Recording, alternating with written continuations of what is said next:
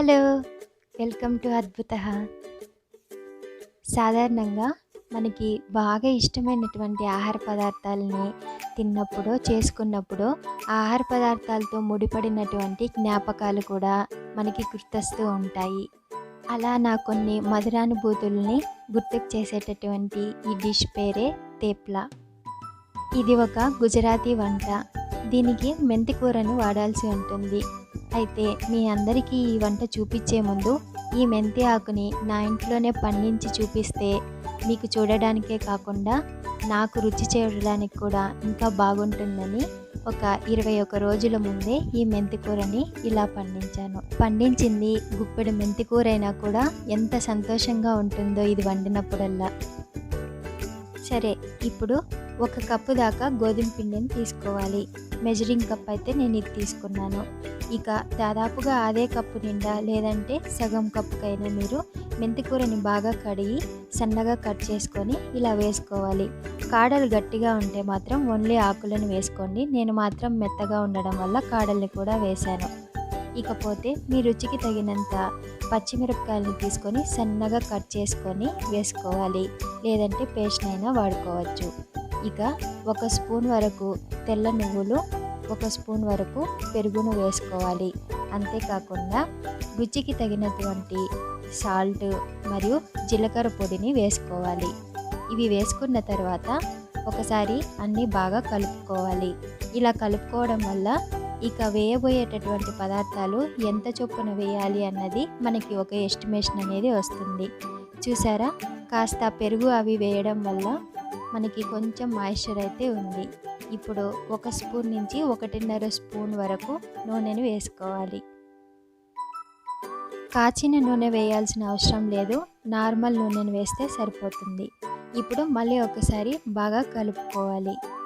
ఇలా కలుపుకున్న తర్వాత మనకి తగినంత నీళ్ళని అన్నీ ఒక్కసారే వేసేయకుండా కొంచెం వేసుకొని బాగా కలుపుకోవాలి. రోటీలు, పరాటాలు, తేప్లాలు ఇవన్నీ బాగా రావాలి అంటే, ఎక్కువ కాలం మృదువుగా ఉండాలి అంటే మనం పిండి కలుపుకునేటప్పుడే బాగా కలుపుకోవాలి.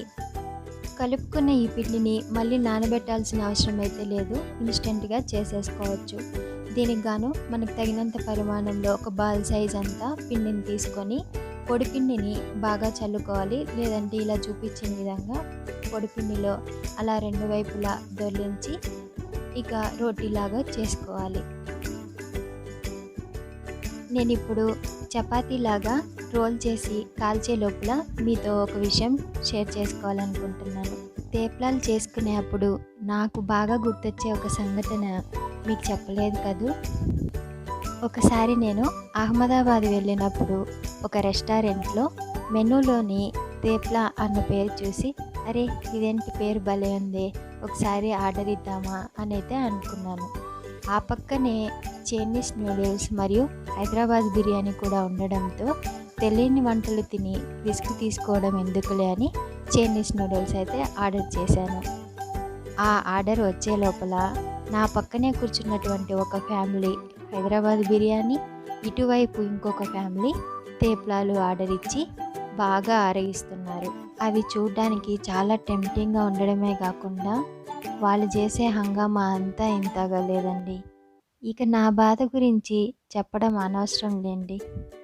తేప్లా కూడా పోనీ ఆర్డర్ చేద్దామా అంటే హైదరాబాద్ బిర్యానీ ఏం పాపం చేసింది, రేపొచ్చి అన్నీ లాగిచ్చేద్దాంలే అని నిగ్రహించుకొని మరీ వెళ్ళాను. మరుసటి రోజు ఆత్రంగా వచ్చి చూస్తే రెస్టారెంట్ ఏమో క్లోజ్ చేశారు. లక్కీగా దారిలోని ఇంకో డాబాలో నేను ఈ తేప్లా రుచి చూడడంతో పాటు ఎలా చేయాలో కూడా చూసి నేర్చుకున్నాను. చూసి కామ్గా ఉండే బ్యాచ్ మనం కాదు కాబట్టి ఇంటికి వచ్చి ట్రై చేసి బాగా వచ్చిన తర్వాత మాత్రమే మీకు చూపిస్తున్నాను. అన్నట్టు వీటిల్ని మన కొబ్బరి కారంతో తిని చూడండి, అదిరిపోద్ది. Thank you.